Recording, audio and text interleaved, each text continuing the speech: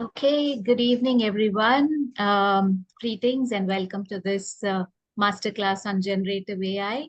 Um, if you've just joined in, you must use your computer or laptop for this masterclass. So quickly grab your computer or laptop if you haven't got it ready, because attending this masterclass from your mobile isn't a great idea. How did we get here? I was um, watching another masterclass, and then I had a conversation with Krishnan.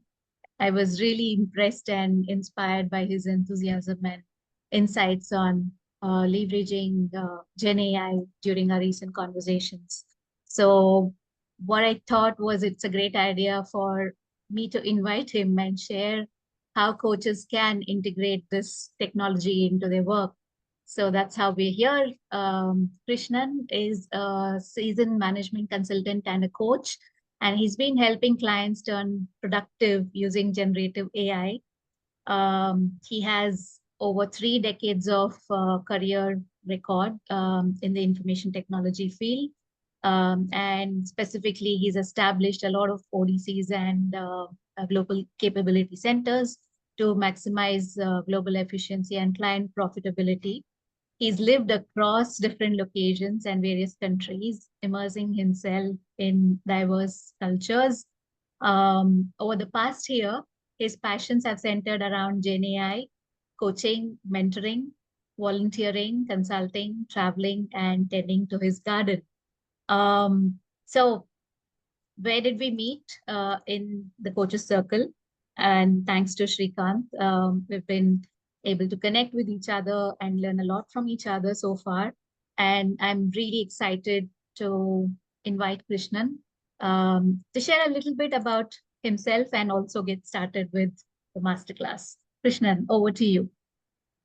Hey, thanks a lot, Sunita. So without much ado, let me just get started. Sorry, I think I'm skipping. All right, just to add on to a little more than what Sunita has mentioned. All right, I've got 30 years of experience. I'm stop counting now because I'm getting to an age where it doesn't matter anymore. As Sunita said, that lived and have traveled extensively across the globe. And this is something which I should say, thanks to my job, I've been able to do it. Works with various cultures. Actually got a training program that I have built on trying to understand what is cultural intelligence also, based on my experience. I put a very high value on fitness, and this is where I guess I've taken up boxing for the last 1 year to mix things up so that it keeps me sane, as I would say, for myself. One of the best things that happened to me is after I left corporate in Jan of this year, I went back to technology. Because when I was in corporate in my last few years, I was completely dealing from technology, because you are working with clients, you're working with trying to solve burning fires, etc. So got out of that, and now I'm immersed in technology once again, and this is where we are at this point in time. I'm using Gen AI very extensively in my consulting work, and I really love it. And not only consulting work, but I'll also tell you as we go along what are the other areas that I'm using it. And this is where I guess, as Sunita alluded, it's an exciting place to be in. And there's no limit in how and where you can use the technology as such is concerned. So I am doing a lot of pro bono work. I do teach generative AI to a cohort of people who are at the verge of retirement, okay, or in the process of retirement or retired, and essentially teach them on how to use Gen AI so that they can actually cope with the changing technology landscape and help them figure out what's the next thing that they can do as things go along. All right.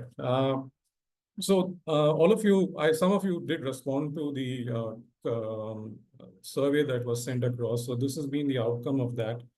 On the left-hand side, what you see is that I think from the 38 odd folks who had responded, 15 of you said that you are a beginner. So Sunita and I spoke about this today morning, and we've changed some of the slides so that we can cater to this particular cohort also. What you see on the right-hand side are typically where some of you, a lot of you have said, what are the areas of interest as far as integrating Gen AI in your coaching practice is concerned. So this is some of the responses that have come across. Largely, I think it's the bottom two, which is the understanding the technology better and keeping up with the rapid advancements. And we will also touch upon towards the end about ethical concerns and privacy issues, which are something which gets talked about in Gen AI as such is concerned. So what is Gen AI?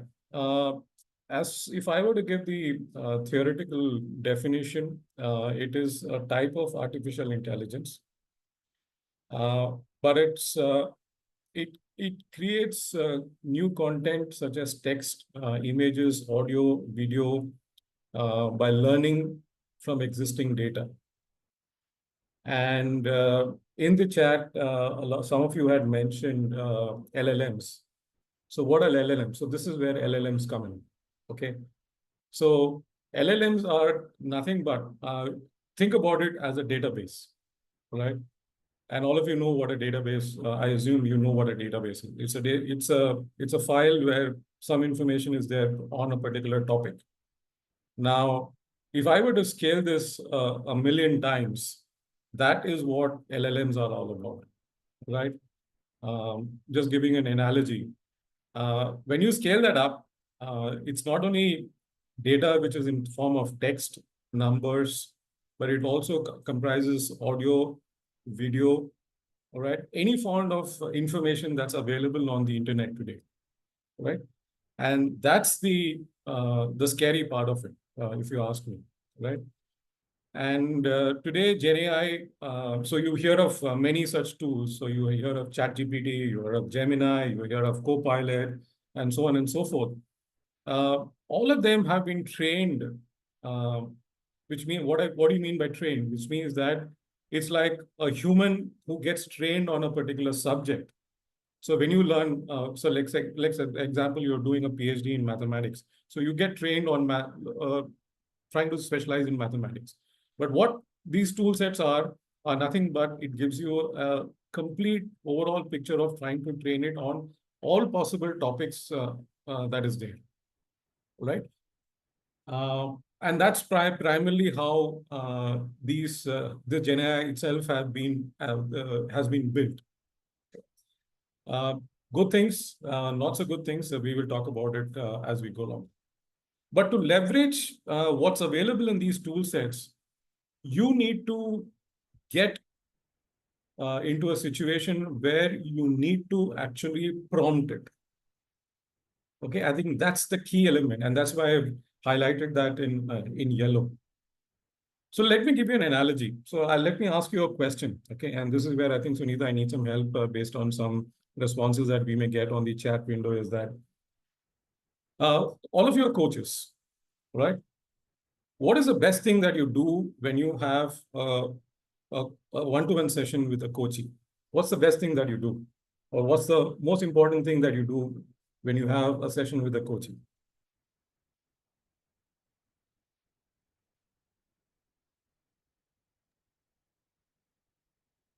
You can share your responses in the chat. Yeah. Just tell me what it is. Okay, remain present, silent. Okay. Before all that, there is something else that all of you do, or all of us do, even before we can be silent. Agreement comes towards the end. Okay, thanks. I think we build rapport. That's good. This is a very important factor. Just keep it in mind. Okay, why it's important to build rapport.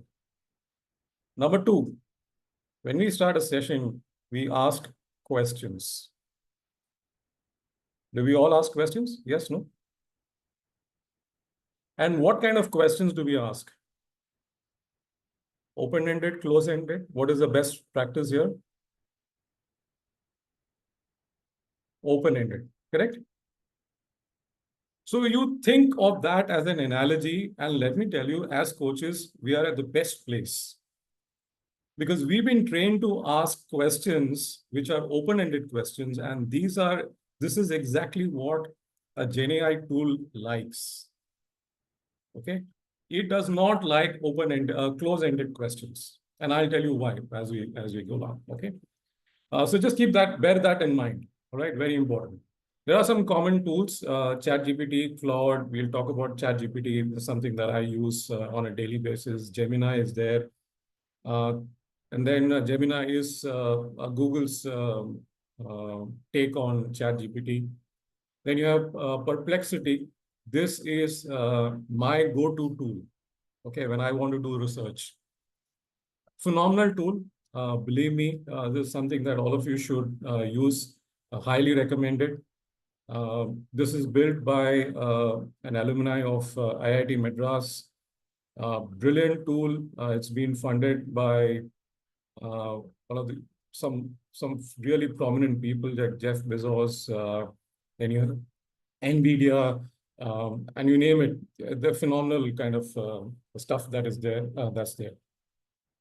And then you have DALE and Copilot, which are for generating images. You can generate images using ChatGPT. I'll tell you why it's not so recommended, if it is recommended, and so on and so forth.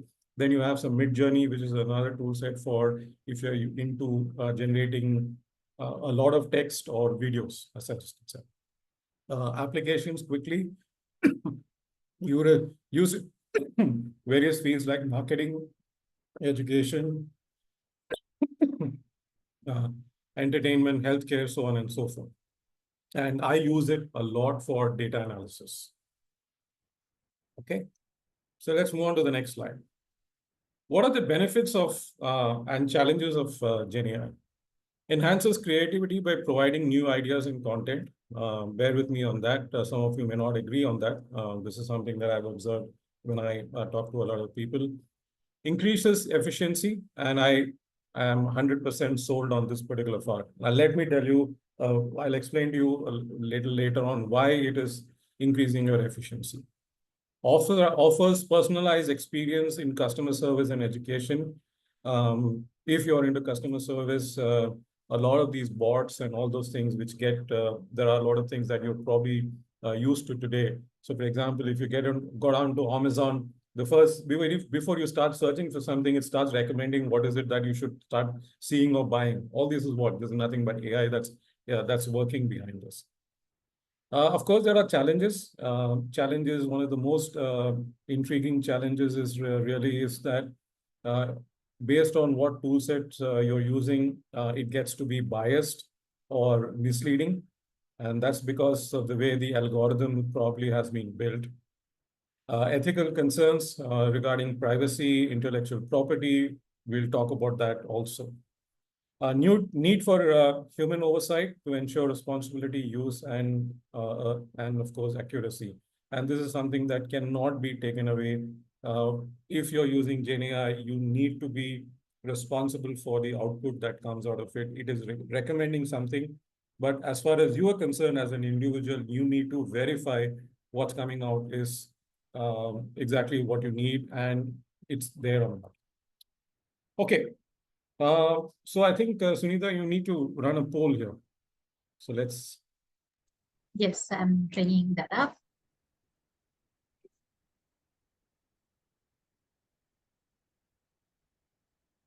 Can you see the poll?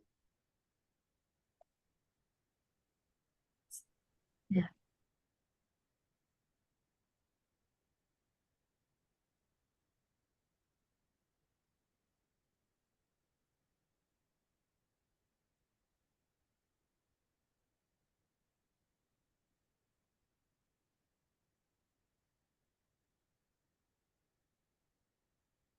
But I think we have another 10 more to answer. 5 more.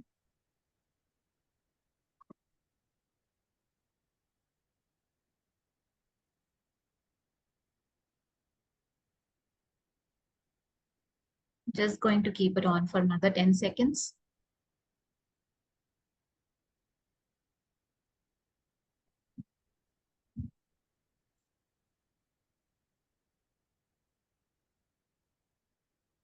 Okay, I'm ending the poll.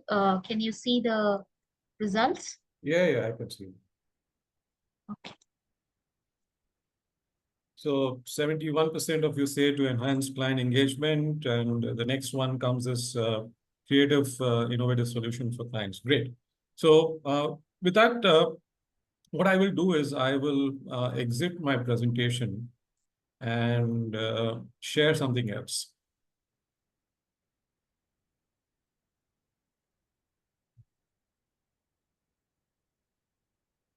And this is a time when I guess all of you would also need to um, get your hands dirty with any of the tools that you're using, right? So this is what I see when I'm using ChatGPT. Okay. Now, some of you may see a completely different screen. Do not worry about it. That's because there are multiple versions of the tool that is available. I am using a paid version, so it is going to look different. But what we're going to discuss today doesn't matter if it's a paid version or not a paid version. So quick question, show of hands, how many of you, or maybe it's a digital hand, how many of you have, I know that you used ChatGPT or the equivalent? Quick.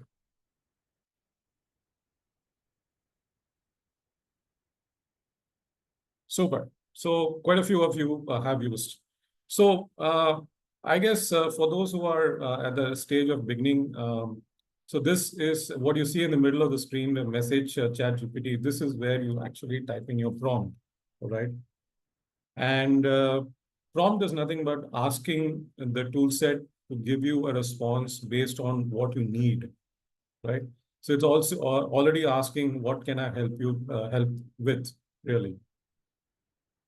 So the way you ask the prompt is largely dependent on there are some semantics to it. There is a grammar behind it. There are some rules behind it that if you follow, you're going to get maximum output out of that, right? And that is something that we will discuss in the next couple of slides. But before that, I just wanted to get all of you to just uh, for yourself.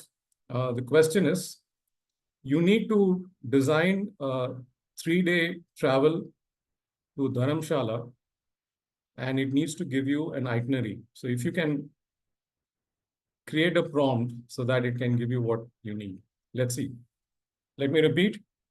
A 3-day trip to Dharamshala or any town or city that you desire, it needs to give you an itinerary.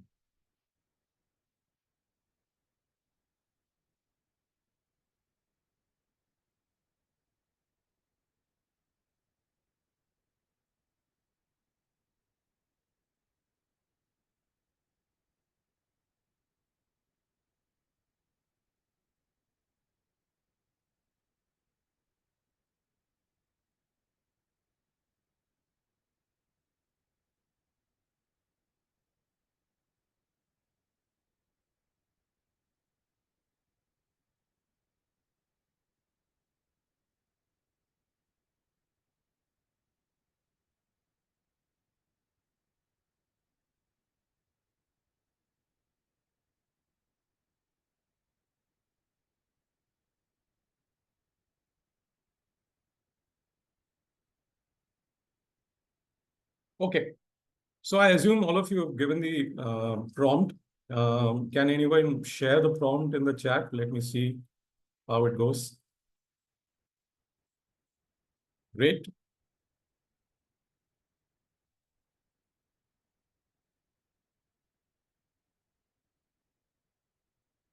Yeah, Vasudha is scaling it.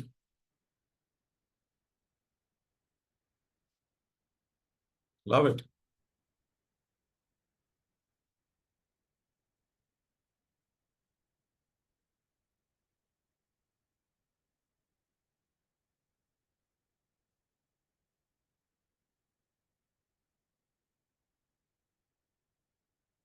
So what happens is each one of you have given a specific prompt based on the question that I had. And you see, and what happens is that each one has got a different way in which they have prompted it, right? And what's going to happen is that everybody who's there on the session today has got a different response, believe me. Okay, immaterial of what tool set. Even if you're using the same tool set, you would have got different responses. Some of the elements would have been similar, but largely everybody would have got a different response. Now, why is that? Because the prompt that we have given is completely personal to each of us. Okay, so there's nothing wrong, right? There's absolutely nothing wrong in the prompt that you have given. It is going to give you what you have uttered. So, what are the best way to do it? Okay, so somebody said, when I asked a question earlier, when you have a coaching session, what is the first thing that you do? You establish a rapport. Did anybody establish a rapport with the tool?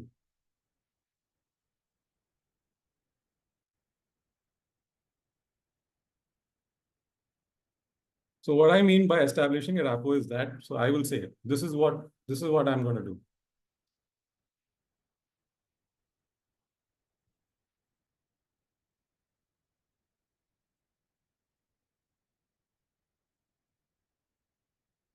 Uh,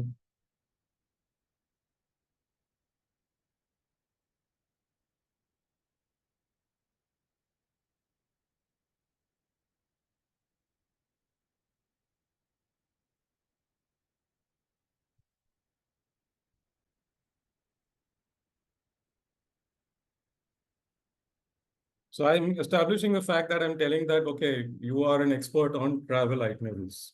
All right. So it will tell you, okay, now it's established. So I have established the first uh, breakthrough, saying that, hey, now you know what is the direction that you need to take. All right. Now, this is quite important because anytime you use a Gen AI tool, right, similar to ChatGPT or any of these tool sets, based on what your result that you want to achieve, you need to establish a rapport with it on pushing it towards what it should start thinking on. Right. Now, why is it important? Is because the kind of output you get is going to be that much more true to what you really need, right? So that is why it's important to establish a rapport. Okay?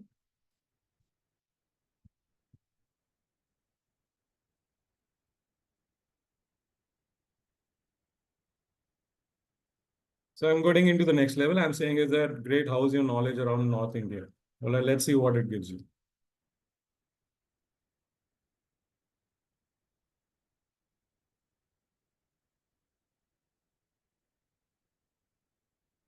So it says that, okay, so it's established the fact that, okay, it's got a lot of stuff. It's giving you some information and all those things, right? So you need to get into that. I'm saying you're getting into a state where you're establishing the rapport, you're making the tool feel comfortable. Hey, Chat GPT, I'm here. You need to bear with me. So let's come to a agreement on what is it that we need to discuss, etc.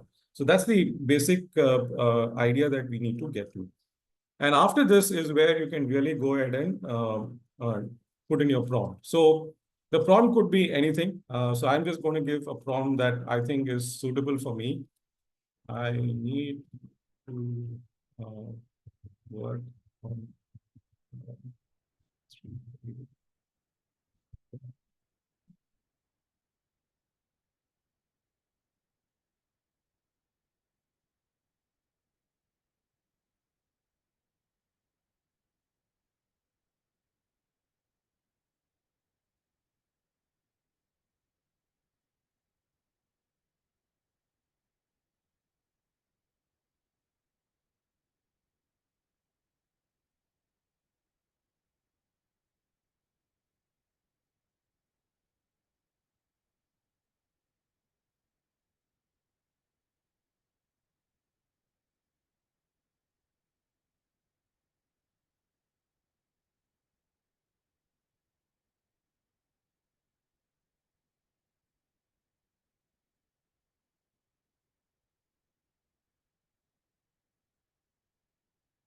So what I'm doing is that I'm giving it constraints, right? I'm telling it exactly what I need, right? So this is my saying. I'm saying 3 days plan. It needs to be a budget. I need to have vegetarian restaurants. I need information regarding local sightseeing, trekking if possible. I have a group of 5. A hostel will work for me. It should not be too expensive. So these are the kind of parameters that I'm giving. And it's going to give me whatever it needs to give me.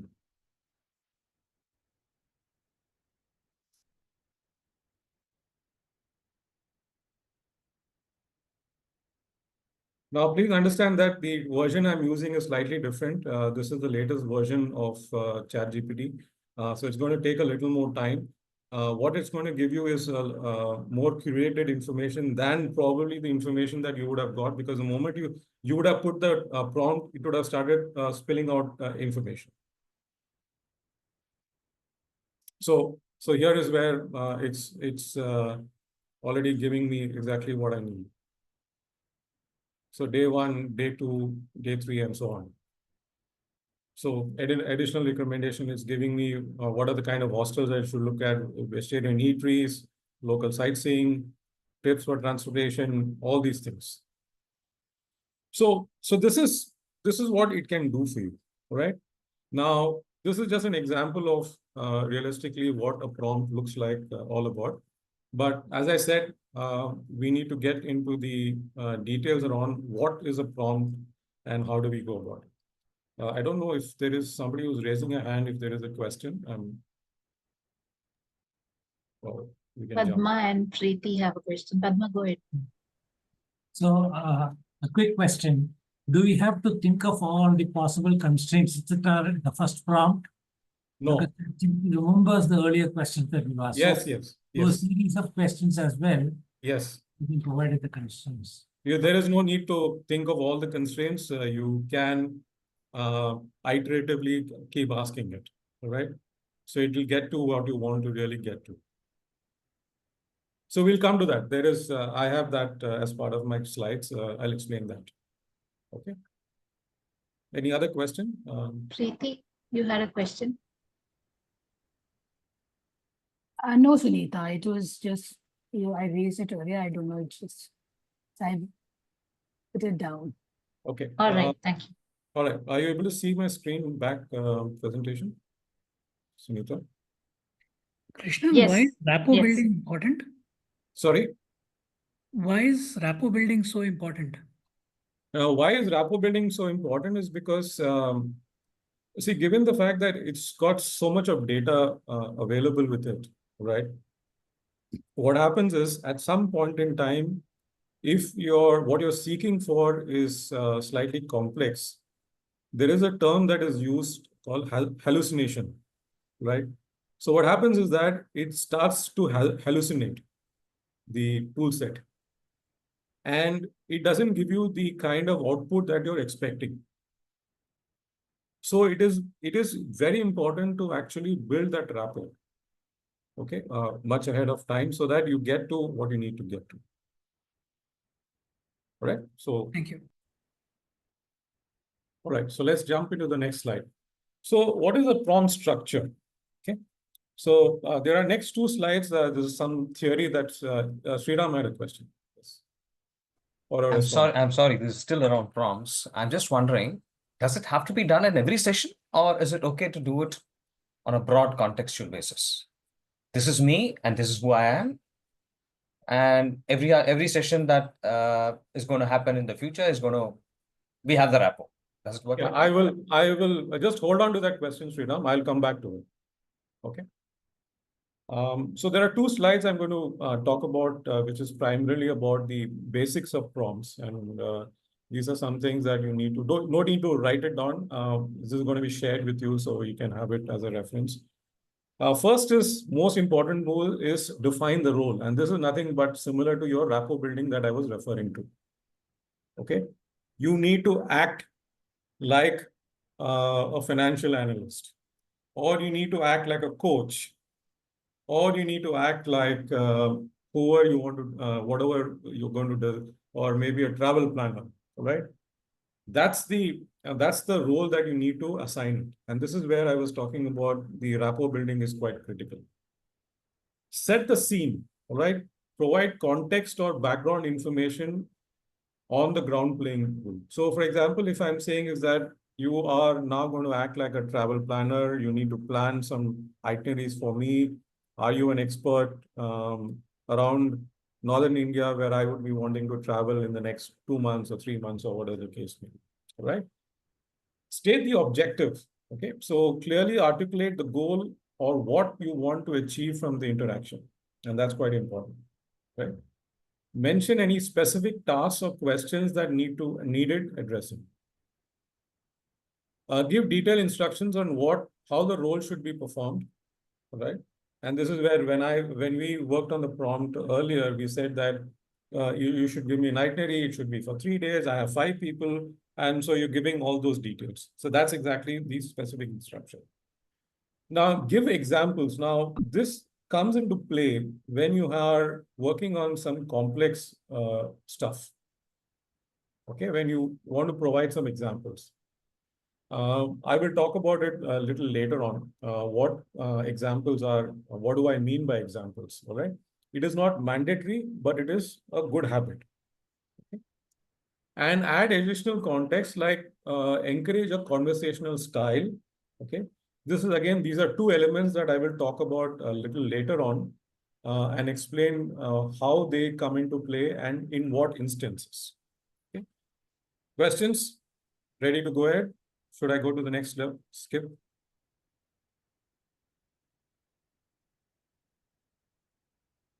All right. So if there are no questions. Question. Yes. Assuming that you and I give exactly the same rapport building statement, Yes. will we both get identical responses for the question that we ask? Not necessary.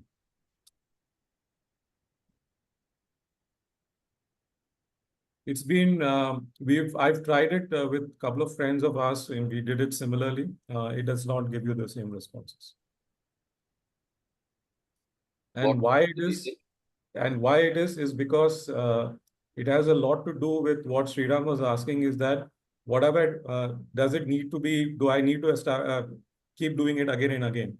And that it would have a lot to do with that. Earlier, what is it that you would have done? Okay. But it can be the same also. So it's very unpredictable. I cannot say for sure that it's going to be the same. Could it also be that when I ask a question which is crawling the web and seeking out all kinds of information, which I have not provided proactively, but from social media and elsewhere? Yeah, then it will be the same. Then it will be the same. Sorry? No, then it should be the same. If it is factual information, it should be the same. No. My question was, when I ask a question, it gets to know about me by crawling the web and looking at my social media posts or my LinkedIn profile and so on. And therefore creates a certain persona of mine. Correct. It will be different from a persona that it creates for you. Correct. And therefore, would the response differ? Yes. It would differ. And this is where I think as you keep using it, what happens is that you're establishing for yourself a small nook in the large LLM on it's starting to learn on how you are actually working with it. And that is where it forms a pattern of giving you responses based on what you are prompting it for. Okay, and that's the reason as to why when you sign up, when you actually download a tool, the first thing it is asking is you sign up.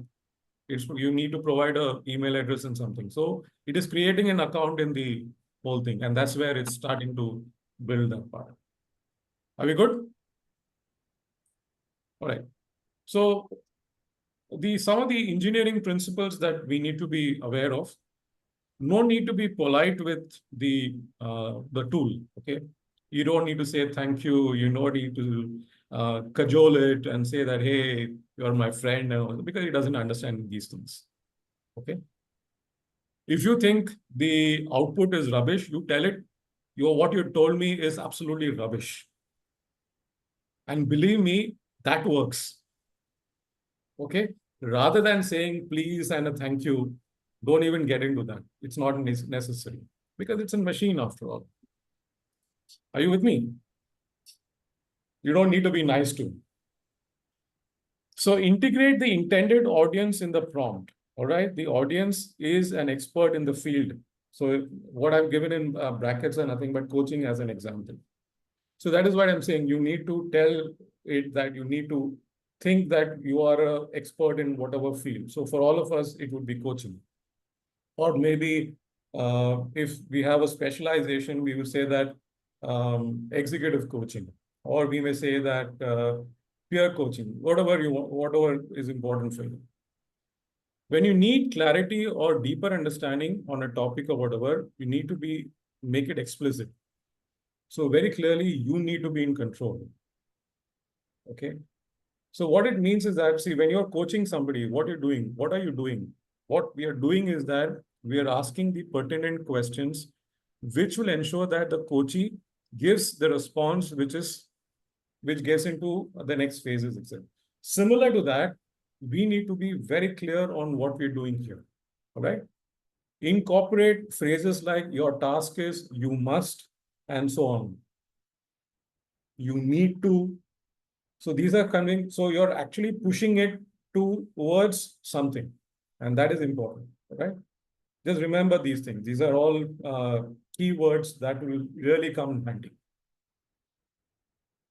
This is the most important one, okay, in all of this, in this particular slide. Use the phrase, answer a question given in a natural, human-like manner. Now, why is it important? Is because the LLMs, as I said earlier, have been trained to think in a particular way.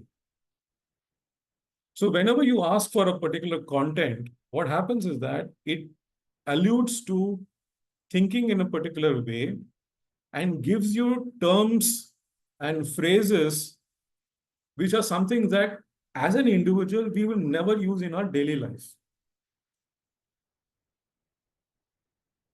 So it is very easy for me now, after having worked with this for the last 6-7 months, when I see somebody's post on LinkedIn, the moment I see it, I know that it has been generated by AI. Because what they have not done is that they have not taken the pains to edit it and get rid of those terms and terminologies and phrases, okay, which is very, very common when you're using a tool set, any of these tool sets. And that is why you have to tell that whatever you do, think like a human. Or whatever you're doing, you ensure that what you're telling me should be like a human. So it tones it down and gives you a response, which is what is more like what it would be natural for each of us. The next one, ensure that answer is unbiased and does not rely on stereotypes. And this is where we talked about earlier, saying is that it is because of the way it's been built, it could think about being a bias or something. So you're telling it much ahead in time, do not be biased, right? Do not think that it should be stereotyped. Okay, very important. And last but not the least, state the requirements that the model must follow in order to produce content in the form of keywords, regulations, hints, or instructions. So we will take some examples to come up with that. Questions? Yeah, Ram, go ahead. Good morning or good afternoon, good evening, Krishnan. Sorry, Yeah. I'm not on camera. Real quick question. Yes. On the human-like manner, I have also been noticing it. What I've been using is just to say, give me it in simple English or something like that. Yeah, yeah. Would that be helpful? Yeah, that should also work. But I think tested on quite a few areas is human-like. Human-like, okay. You can check it out. I'm sure there's going to be a quite a difference from what responses you start getting at. Sure, thank you. Yeah. And it always gives me like more than my natural vocabulary, right? Exactly. So I tone it down to what I would say, you know. Yeah. Otherwise, just as you pointed out, Madhu will say that like, Ram, I know your article is done by AI, not you. True. Yes, Sriram. What I have done is given it some of my past writing data, written data, which I've wrote it by myself, and said, please use this as training data. Yeah. And thereafter, when I ask for output, I write, please give me an output in my writing style. And I'm wondering whether it's actually doing it or not now that you're telling me this. I've been No, assuming that it's doing that.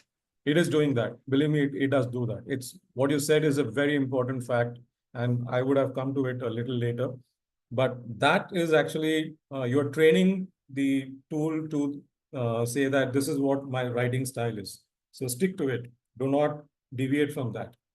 And you can actually at various points in time you have to remind it, saying is that, hey, stop, go back to what my writing style is. All right. So you need to keep reminding it once in a way, just like telling a child, all right, to follow a particular rule. If you don't, what do? You correct it. And that's what you need to keep doing it. All right. So that's the important factor. So a related question on that. Can I, for example, in my prompt say, give me the response in Sriram style, or give me a response in Krishnan style? Can I kind of You cannot use that? You cannot actually. Unless you have already trained it. Sriram has a different opinion. Please go ahead. I have got ChatGPT to write a poem in the style of Maya Angelou. Yeah. And it's done that. It would do it because it knows who Maya is. The training data is available. As long as the training data is available, I'm guessing it should be able to do that. Correct. So you can give the context. You can. So for example, in one of my sessions, what I did is that I asked ChatGPT to write a 3-page story based on Agatha Christie's style. Okay, and I said that it should be based in the backwaters of Kerala. And believe me, it gave me something within 5 seconds. So it does know it, as long as there is enough data available. But if you ask me whether Krishnan is a small speck in the whole universe as such. Yeah, Preeti. Yeah, so you can also do it like the same thing. You can actually take maybe a LinkedIn post of Krishnan or a couple of those, and then post them and say that, give me in Krishnan style. This is Krishnan style, and then give me in this post, whatever you want in Krishnan style, and it will do that.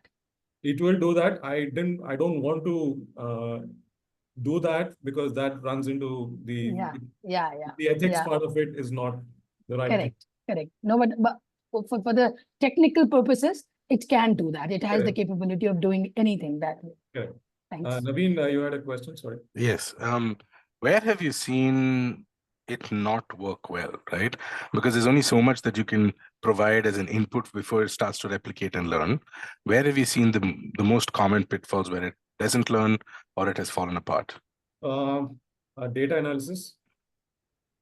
So when you provide large amounts of data, right, what happens is that it starts to hallucinate. Mm-hmm.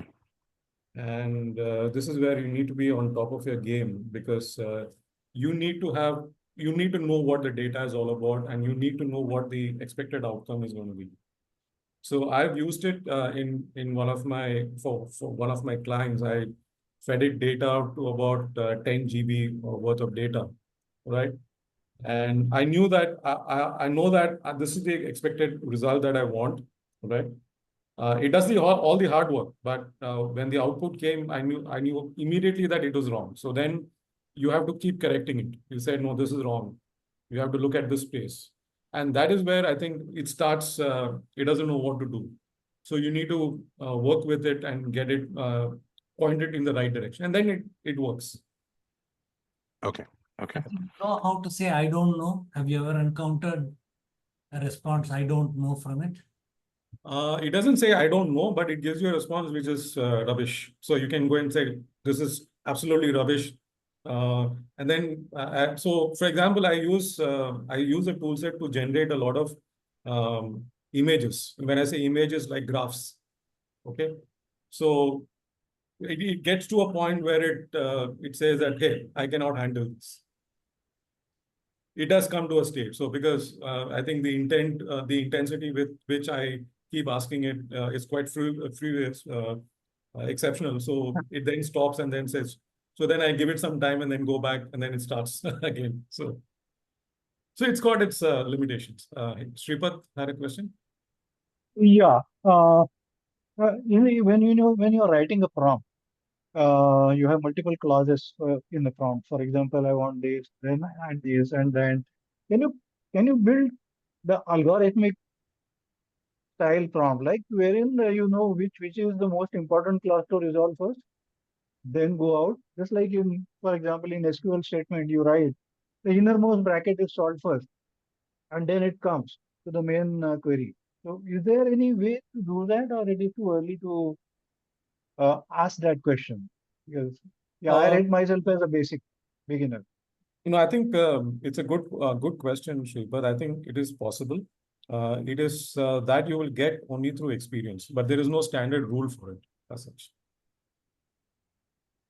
Got it. So there is no hierarchy of clauses or anything. No, there is no hierarchy as such.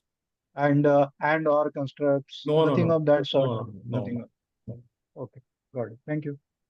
Okay, last question before we because we have a few more topics to take away. Hey, Shruti, go ahead, please. Hi, thank you. So I just had a very basic question. This is regarding point number 2 on this slide, which talks about integrating the intended audience in the prompt. Would you be able to share an example of this? Because I'm a little confused. Who is the audience here? I'm coming to it next. There is an example that you need to work on. So then you will know what an audience is. Awesome. Thank you. Okay. Ashwini will take your question. Krishnan, what about data credibility and accuracy? Because it's a lot of results that are thrown out. How do you trust it and move forward? Of course, the editing part in terms of content creation is fine. But if you're using that data, the prompt that you used about 3-day trip to Dharamshala, throws out results. And I'm writing the question prompts because I don't know about Dharamshala. Sorry, can you repeat it? The data that throws up. How about the credibility and accuracy? Okay, the data is quite accurate. All right. Now, what you have to understand is that all these models are trained at intervals of time. Okay, so what I mean is that what I've probably got may be information which is probably 3 months old. May not be the latest information. Okay, so you have to do your own research post this after it gives you a framework saying is that this is exactly what I need to. So just to give you an example, last year, when were the elections? This year, elections happened this year, right? So I had a session and so one of the guys said, can we give a question on who's the prime minister? So I think the elections had just finished and they want, and we have just got a session. So he did not know who's the prime minister as of that date because the data, what was there had been trained for something which was 6 months old. All right. And this is where I think it makes a difference. So if you take out the paid version, it would have got data which is quite latest. Or even if you don't have a paid version, there is a feature in this that you can enable web search. So it will search the web. If it can't find it for within its data elements, it will go and search on the web. Okay, and then do. All right. So it's more the maturity that evolves with time. Yeah. So you will start understanding these things when you start exploring. Okay. So let's get on to doing some work. So here's a question that I have for you, and I want you to create a bank of 10 open-ended coaching questions that can be used to help clients explore their values and priorities. The questions should be broad enough to be applicable in various coaching scenarios. Okay, so this is a question. I want you to think of a prompt that you can use to elicit a response from the tool that you're using. So Shruti, you had asked a question. So I would say in this, as an example, say is that I would say you should think like a coach, okay? Or you can say think like a coach who's certified by ICF.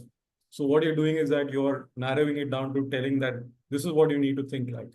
And then, did you get it? Yes, yes. Thank you so much. Yeah.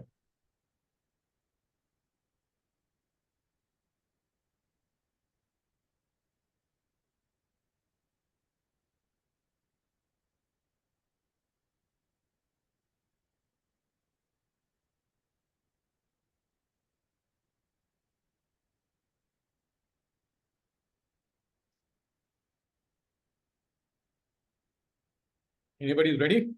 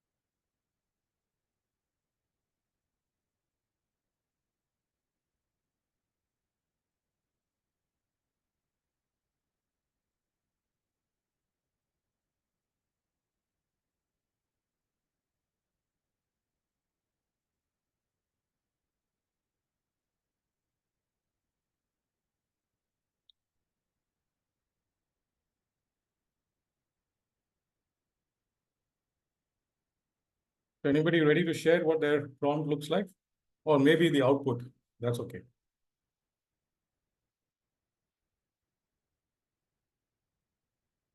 Like Krishnan, I have like few responses for which the prompt I gave. So the first one, it says that what matters most to you in life and why.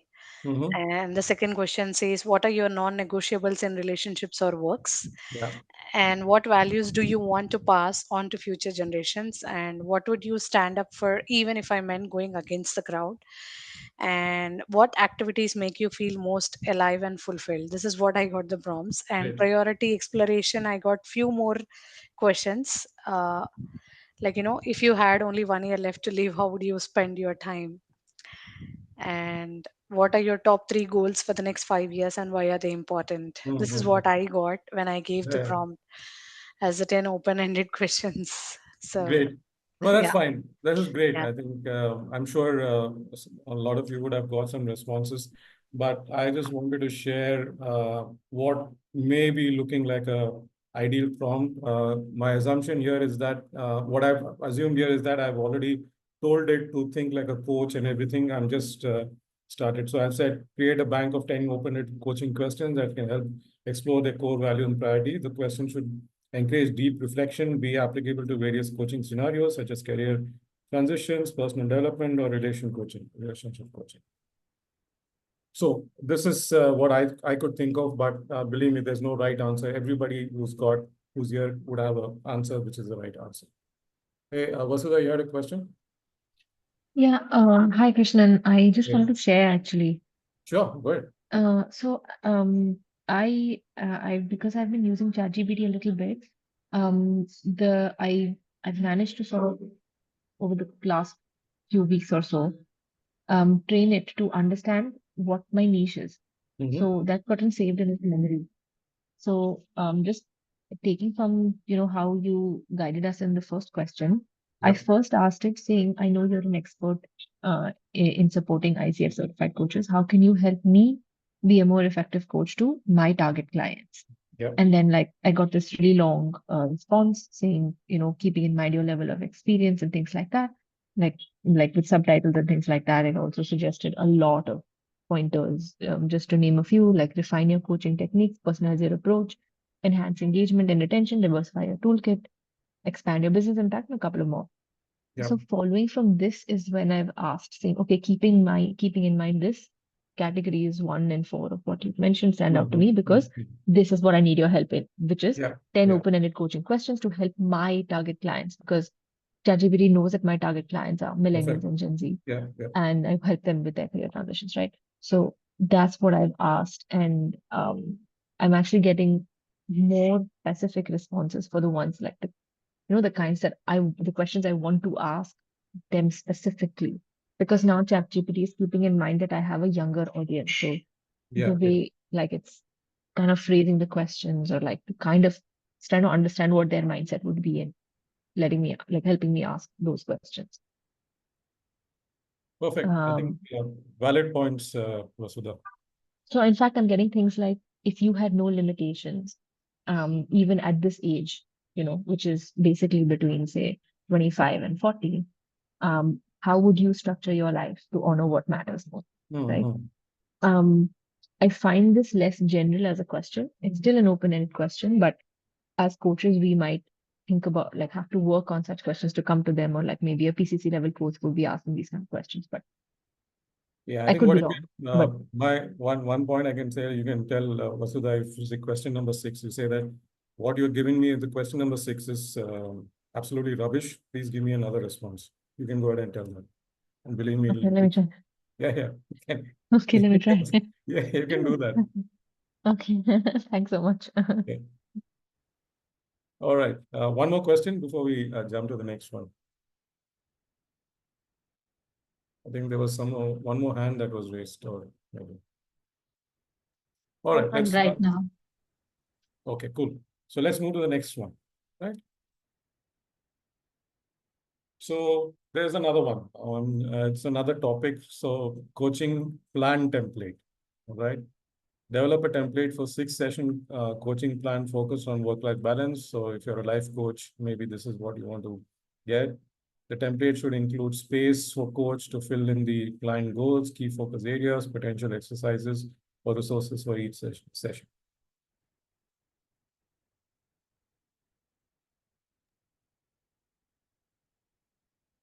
Krishnan, on the screen, we can't really see the prompt. The question you can't see? No. I can see. There is just prompt, workshop, and image. Yeah, I can see it. It's on the right hand side, though, I think. On the right hand side, it's there. Yeah. Oh, okay. Maybe. Oh, yeah, sure. Sure. Thank you.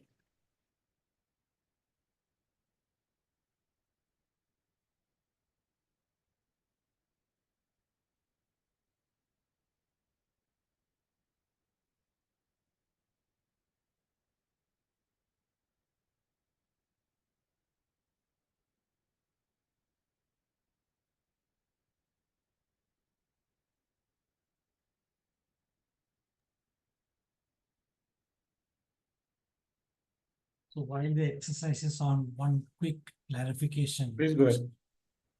I'm sure you must have initially tried the free version and then decided to graduate to the paid version. Yes. What are some of the key additional benefits that you see in the paid version? In the paid version, the benefit that I see is that you can do a lot more than what otherwise you can do only on a free version. Because in a free version, you can give only X number of prompts in a day. And after that, it will stop and say that you have to wait for X number of hours before you can start asking it again. Okay, that's one of the big things. Number 2 is that the data that you get out of it, the trained data is also varies.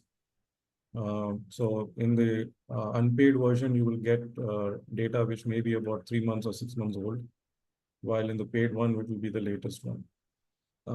Number 3 is that in the paid version, you can upload multiple files for it to analyze. And you can do that. But in a unpaid version or in a free version, you can maybe add 1 or 2 files. You can ask 2 questions and then it will stop. Okay. So there are those kind of limitations. Then you can generate images and a whole bunch of other things. Which are there, which are all add-ons, which otherwise doesn't come as part of your free version. And it all depends on the situation. So I use it extensively. So I find that the $20 is worth paying it, because it saves me so much of time in my day-to-day. So what otherwise would have taken me about 3 days of time effort to analyze data, I get it done in half a day. So that's the trade-off. That's the okay.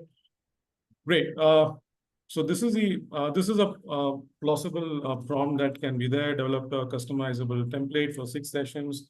Template should include specific sections for client goals, key focus areas, suggested exercises, resources, space, make it user-friendly, adaptable for clients, different clients.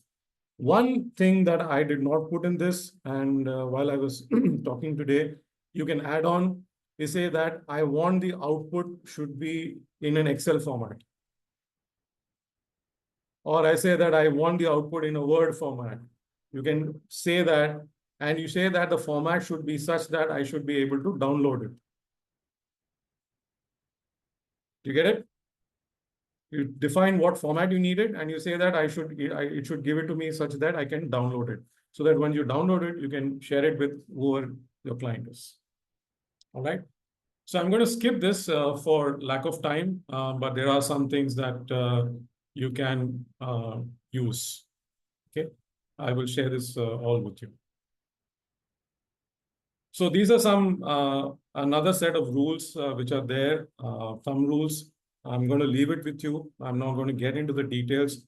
But these are, so what you see in the middle, structures, this is what are the different kind of structures that you can use based on what your expectation is, what kind of business you are in, what's going to be your need. So you can define those things. Right. There is one I referred to earlier saying that I will come to it, tone. Okay.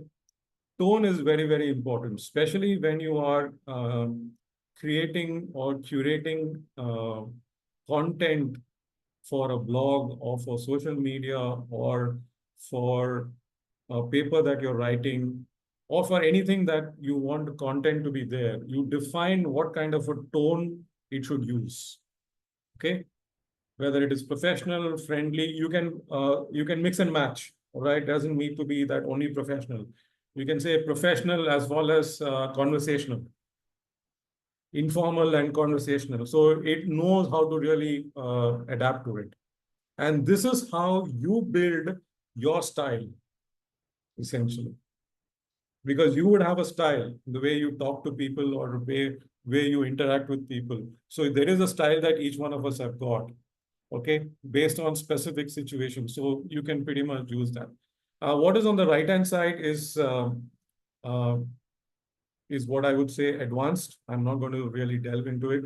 So delve is a word which is very, very commonly used by LLMs. Okay, so don't fall into that. Okay, so I'm going to take you to a mega prompt, okay, that I have created for myself. And I'm in the process of automating it and creating what is called as a GPT, which means that it's going to be available to me as a tool. Okay, so I'm in the process of working towards it. So let me just give me a moment. It's doing its magic now.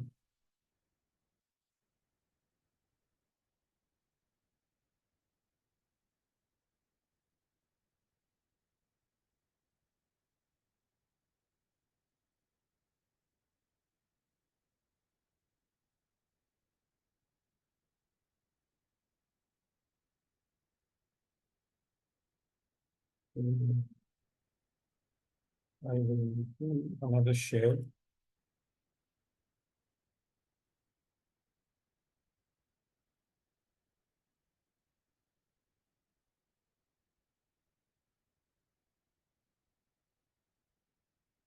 Okay. Do you see the slide? Yes, Or not slide, it's a Word document. it's a document. Yeah. So what am I using it for? So I use Gen AI to create content for workshops or courses. Okay. And this is what I've developed is for developing slides. Okay? And so it tells you, I've given it instruction to tell me what it needs for each slide. I need prompt for pictures or graphs based on the content which is there on a particular slide. So I can use GenAI to give me a prompt for a picture. I will take that and get it from somewhere else. Okay. You may find it a little complicated when I'm talking about, but in reality, it's slightly simple. So for example, I have a content which has got some four bullet points. Now, rather than I think of what should be the picture I should put there, I will tell ChatGPT, hey ChatGPT, for this particular content, give me a prompt of a suitable picture. So it will give me whatever, and then I will take that and go to another tool set and get the picture from there. Graphics, slide topics, speaker notes. So it will also generate speaker notes. Okay. So here is, so I'm not too sure if you're able to see it. Just tell me if I You can. could increase the size. Now it's visible. Now it's visible? Yes. So I'm telling it, I'm designing a workshop training for director level executives on the topic of how to better manage diverse cross-cultural teams. The session summary is, and I tell what the session summary is. That's why I put it in red. The learning outcome. So I tell what the outcome should be. All right. And then I say, I want you to generate an immersive and impactful session-wise set of slides, courseware for a 4-hour workshop. Now you can define it for however long. You say 2 days, it will give you for 2 days. All right. Or you say 16 hours or 8 hours, or you tell it whatever. Right. So each slide should contain detailed bullet points with topics and subtopics and speaker notes. So speaker notes are nothing but the notes which happen, which only you can see as a presenter, not the audience. With an explanation of each bullet point and the relevant examples to quote. So it will also tell you what examples to quote for each bullet point if it needs any explanation. So I'll say that I'm using pictures on each slide. Give me a detailed prompt for it and so on. Now, what I've also told is the suggestion should contain following icebreakers to engage with the audience, courseware, slideware material that I can use for preparing the slides. So which means that I need icebreakers. So between one session to another session, I said that you should give me an icebreaker. Okay. Rather than I think of what I should make, so I say, give me some suggestions. So 5 or 6 creative slide transition ideas. So if I'm moving from one slide to another slide to engage the audience, what kind of a transition I should use? Okay, that's what I'm asking for. And then I'm saying it goes on. So this is what I have used. And this is where I'm telling you, believe me, I'm able to get information or a material done for myself in a day's time, which otherwise would have taken a whole week. Okay. But ladies and gentlemen, let me also tell you, whatever it gives you, you have to read through it and make sure that it is as per what your expectation is. Okay. And I'm also asking for it a quiz or a set of quizzes to check the knowledge after each session. Okay. So and below, so this is an output that I used for a topic on crisis management. So this is what it gives me, okay, as an output. So slide number 9, it is telling me what is the heading. It is bullet points are, this is what the content should be. All right, in terms of what should be, then it's also telling me what are the speaker notes. So it is telling me what I should be focusing on, etc.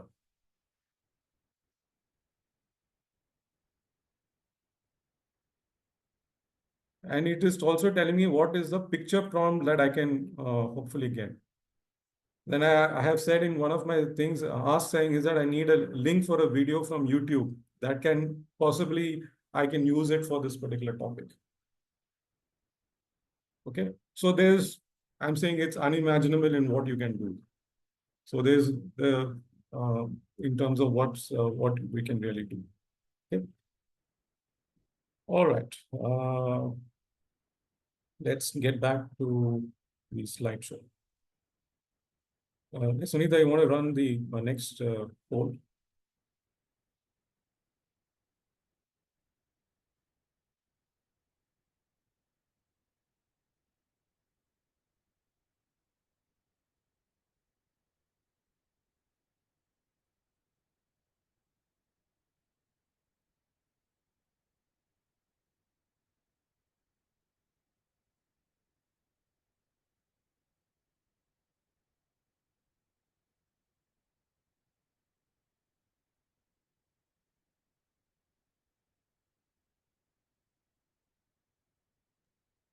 Poll is on. If you could take the question, please, and give your responses.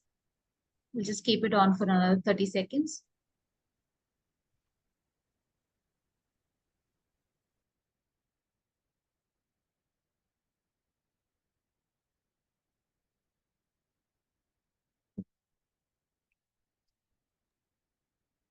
May I ask a question while you wait for the output of the poll? Yeah. I apologize, I can't come on video. No worries. So when you provide a prompt that is so well thought through, my concern is around where does it pull content from, and does it have anyone's IP there? Sorry, what was the last part? You said that where it draws information from, like whether it's someone's intellectual property, how do we deal with that? Yeah, I will. There's a slide on that. I'll come to it. James. Okay, thank you. Yeah. All right. So most of you have said you want to use it for personal content. Perfect. Thank you. So let's see now. So I just want to touch upon output types. If you remember, I had said in my earlier slide, when you say output type, you want it as a Word document, or you want it as an Excel document or something. Let me tell you, there are 16 output types, and that has got 67 subtypes. Okay. Now, this information is not there anywhere. This is something that, or maybe it's there, I'm not too sure. But this is something that I did as a research, and I found out saying that this is what is possible. Okay. These are different kinds of outputs that you can get for your reference as such is concerned. So here is an example which I use quite regularly for my work. So I'd say that I've got a data set. I'm going to give it to you. What I need is I need a heat map. Okay. So let's see what a heat map looks like. So this is this is some of the types of outputs that you can get. So you can get a mind map. Now, mind map is something that some of the coaches deal with. All right. So I can get a mind map, I can get a pie chart, I can get a heat map. So this is what is the last one is nothing but a heat map. So the kind of output that you're getting, you want get the system to give you is phenomenal. There are 67 types of output that you can pretty much get out of any of these tool sets. Okay. These are some examples for coaches, for all of us. I'm just going to share it with you. Not going to get into the details, but you can always reach back to me if you have any clarifications. Because we ran the last poll, I just want to touch upon, and also some of the queries that were asked earlier. So curating content, and this is something that has worked for me, and that is why I'm saying my way. Okay. So I'm saying that think of a topic, write it up in Word or any editor. So whenever you want to think of a content that you want to take it to any media like blog or social media, or whatever the platform, what I always do it is I think about it, I put it in my words. Don't think of the tone, grammar, any of these things. Just dump it. once you dump it, to keep it personal, I think it's important that you need to keep it personal. So as I think Sriram had said, if I'm not, I think Sriram had said, you need to keep tell it that, okay, this is my style. Okay, I say that it should be conversational and casual. So it will give you a content. You say, are you happy with it? Keep tweaking it till you get what you want to get. Craft a prompt in ChatGPT. I will give you what the prompt is. All right. Check the order, check the output, edit, edit, edit. Very, very important. You have to keep editing it. And why I'm saying that is because you want to not get into the trap of getting those terms which are very, very specific to what LLMs are going to give you. Happy with the content, push it onto the social media. Okay. So this is something that you can use as a prompt, and hey, it's going to probably be useful for you. Right. One post that I did about a few weeks ago, I got 100,000 what do you say, views. Right. So how did I do it? I followed the same principle. Now, it's not that every post is going to get me the same kind of response, but you know for a fact that it's starting to learn. It is now recognizing what my pattern is, what my thing. So the story is important, right? If the story is personal to you and it is important and it resonates with your audience, then you can use the tool set to get what you want in terms of making it easy. All right. Now, I want all of you to read what is at the bottom, how to tell when stories are AI generated at the bottom. All right. Read it up. You will know how not to fall into a trap of this AI generated content. And that is why I keep telling you, think like a human, human-like output, be unbiased. Those are the kind of things that you need to work with. Okay. We just get into the ethics and privacy issues, and this is a question that has come up. Data privacy violations, it can happen, and this is more to do with if it is particularly used, GenAI is used within organizations, large organizations, then they need to pretty much define guardrails. But users like you and I, there is no rules that are set. We can, what's there in the trained data, we can use it if nobody's telling you, because that's content that is already available on the net. JC, did you get what I'm saying?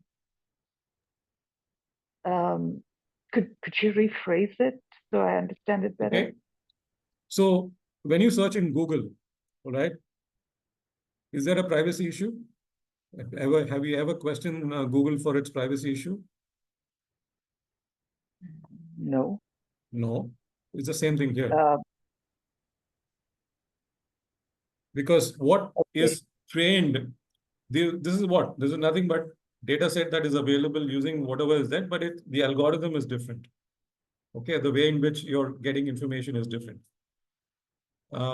But there are issues like harmful content, copyright and intellectual property issues that can crop up. So you got to be careful about that. Bias and discrimination, this is one of the biggest things that are going on right now. For example, Google had an issue with its with Gemini. I think 4 or 5 months ago, they had released a version when somebody asked for it, a picture of a World War II German soldier. Okay, and what it gave was a picture of an African American in a Nazi uniform. So you see where the problem is. So those are the kind of biases and discriminations that can come up. So we got to be watchful. We got to keep checking on these things. And of course, there are lack of transparency and accountability and those kind of things, right? I'm not going to get into the next session, but I think Madhu is waiting. Madhu, if you can just take over. Yes, Padma, you had a question. Yeah. Yeah, I just wanted to know your thoughts on this, that, as we get more and more addicted, so to say, to this tool. Just as in the US, for example, if a calculator is not available, the store clerks completely freeze because they can't even do basic calculation. Do you anticipate that we are going to get to a stage where human ability to think is going to be stunted because we get overly dependent on ChatGPT? I know the answer is not something that can be deterministic, but are there any guidelines that you would suggest to limit the use, to moderate the use of it, so that we don't lose our key capability to think through issues? Let me answer it in a different way, Padma. What I use it for is to make my work easy. Okay.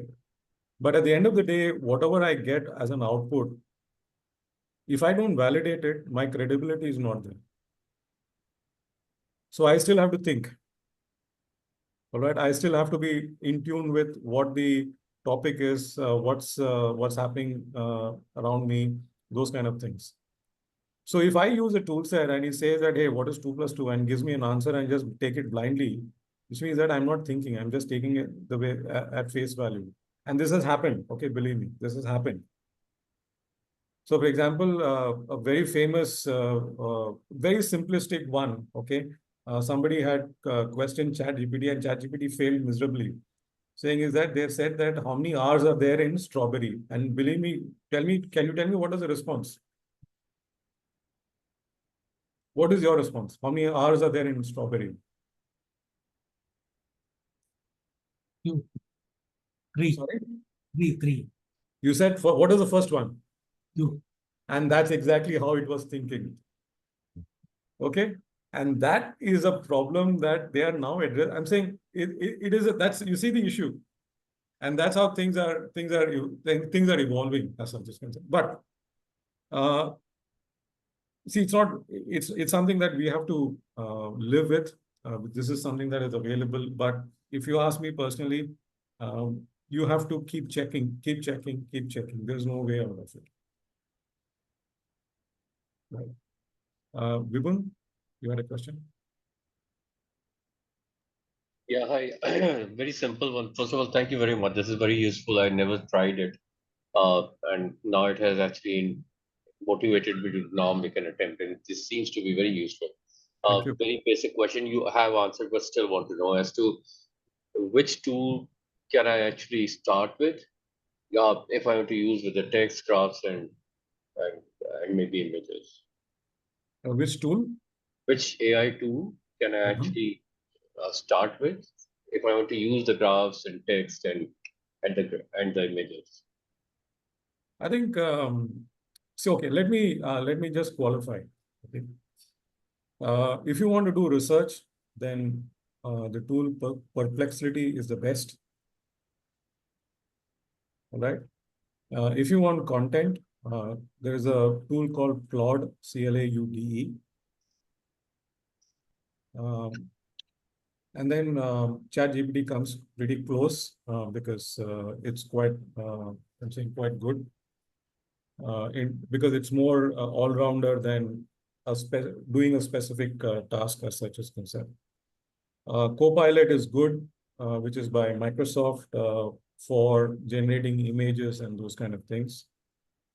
Then what do we have? Gemini is from Google. I am not a fan of it, all right, for various reasons, because it doesn't really serve my purpose. So I'm not into Gemini. Ashwini?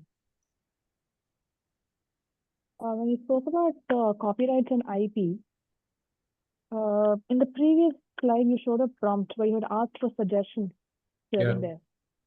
Does it also throw sources or references in case it's picked from a content or a place where there's copyright or IP?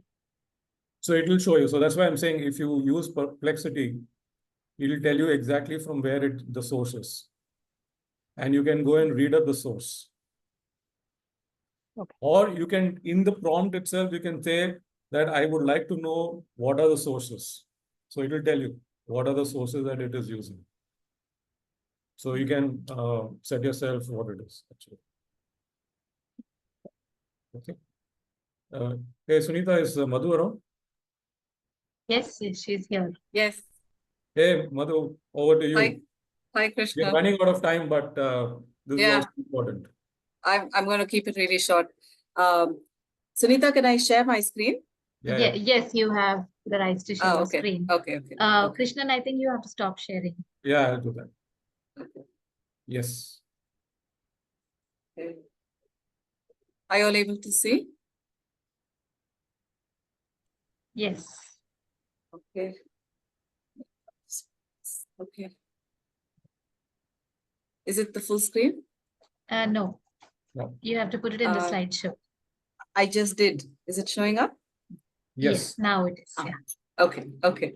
So Krishnan had reached out to me to ask about my experience with Gen AI, and mine was an accident. It happened. I'd attended a webinar on the 15th of May as part of the International Coaching Week, where Marshall Goldsmith was invited to talk. And it was during that session I understood that he was developing a bot called the Marshall bot. And he mentioned saying that I want some of you to be part of training the bot. So Krishnan was mentioning about, how the bot gets trained. And he said, anybody who answers, who asks or who interacts with the bot with about a minimum of 100 questions will get an opportunity to talk to me. And he had given us 2 days time. And that's when I sat all night and the next day, and I had done 200 questions. I interacted with the bot. And that's how I got this opportunity to interact and co-facilitate, the session, which happened on August 3rd, 2024. So it was a happy accident. And the fact that I was able to talk to Marshall and get coached by him was a lovely trigger to get into the journey of AI. But I will tell you what use cases that happened in my journey. I got started with my coaching business. I was able to build a project plan. I was able to define my niche. I was able to build my logo, networking, marketing. So that was building my coaching business. I pretty much put together my entire website by interacting with the bot. While Marshall's focus is on stakeholder-centered coaching, but it still gives coaches the expanse because he's been an author and an authority in coaching for more than 4 decades. So I was able to build presence on social media. I got some pointers there. And then I also asked the bot as to how could I become a better coach? So it gave me a lot of resources, reflective practices, and also some client cases that I presented to the bot and asked, how would you evaluate this? And then Gen AI as your own coach. So I'd asked it, how do I approach my corporate clients? Because I also have a consulting business. How do you draw coaching contracts? How do you work with individual clients? And then some use cases of clients I had presented to the bot and I got some responses. Also used it extensively on leadership trends as a consultant. This is very essential and important for me. So I got a lot of data around that and data and insights to understand what the big 4 consulting firms do and what was his input on leadership. So these were my use cases and I benefited immensely. But what I also did was I went back to the bot and I said, what is the potential of Gen AI for coaches? And this was the response. So, you can take a look at it: scalability, accessibility, data-driven insights and feedback. It's a 24/7 available bot. You could, when the human is not available, your friends are not available, you can talk to the bot and, those anxiety anticipatory moments, and it can do some initial assessments. And so it acts like an assistant. It does a lot of work. And like Krishnan rightly said, I use Gen AI to increase my efficiency. So what I ideally would do in 5 days gets done in a day. What I also do is I create my own content And then I, ask ChatGPT or any other tool to kind of make it LinkedIn appropriate or Insta appropriate, whatever. So that's my approach. I have found it to be a phenomenal catalyst, and it serves me every day. I use it extensively. Yeah. Thank you, Krishnan. Thank you so much, Madhu. Okay, how do I stop sharing my screen?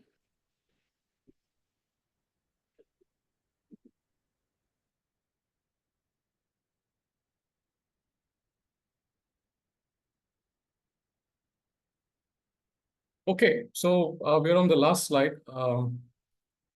So while we wrap things up, so generative AI is not rocket science. Make it your friend. All right, that's my humble request. It's an aid, and it's not the end. It's not the means to the end. Right. So it will get you. In my experience, it will get you probably 3/4 of the way. The other parts you have to your experience, your knowledge, your intelligence is what will take you the other quarter of the way, and that's where you save that time, right, which is most critical. You can reach out to me. These are possible ways on how you can reach out to me. I'm more than happy to work with any of you. Happy to take more questions, although we are above time by 8 minutes. Over to you, Sunita. Thank you very much, all of you. Ashwini had a question some time back. I think we could take that up now. Ashwini, you have the question? Asked that. I had You asked it? that. Yeah. Okay. Okay, anyone else has any question? I'm not sure if anything is coming in the chat. Not able to see it. They are all appreciating and thanking you for the masterclass and the informative session. Did I miss any other AI tools which Krishnan mentioned? Copilot, AI Perplexity, Claude. Yeah, there are many more which are there. It all depends on what and of course Madhu talked about Marshall Goldsmith. That's there. There's a specific focus only on coaching.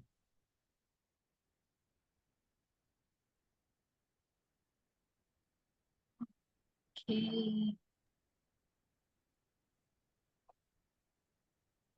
I just wanted I have a question. Sorry, please go ahead. Yeah.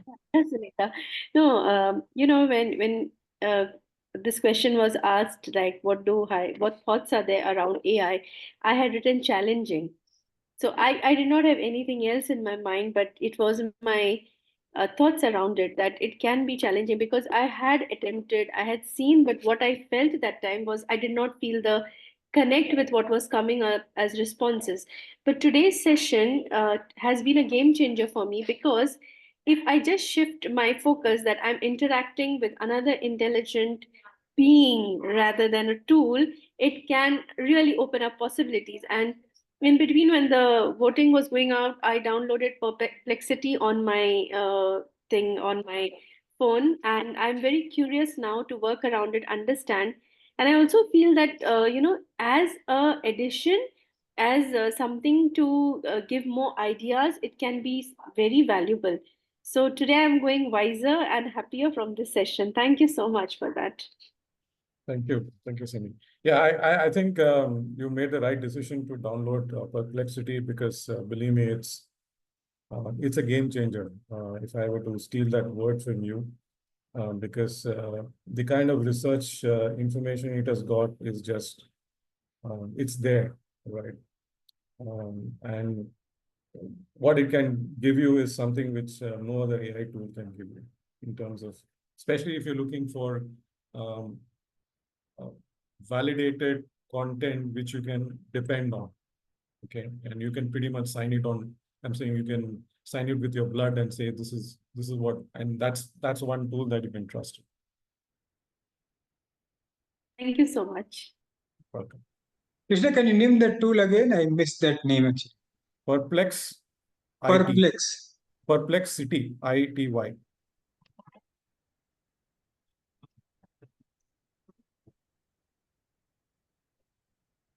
Okay. Thank you. Yes. Sunita, you had a question? Yeah, I had a question I asked Madhu. Okay. And cool. she's very she's very generous. She'll share the slides with us. So we'll send it to all the participants. Awesome. So I will send, so Sunita will send off the slides across to all of you. And happy, what I would call it as happy Gen AI. Okay, use it the right way. I'm sure it's going to be a game changer for all of us. It has been for me. I'm sure it's going to be making life easy for all of us as we go on. Right. If no more questions, thank you very much. Have a great evening and have a great weekend. Yeah, thank you so much. Thank you, Krishnan. Everyone. Have a great weekend. Happy festivities to all who are celebrating. Bye-bye. Thank you. Cheers. Thank you. Bye.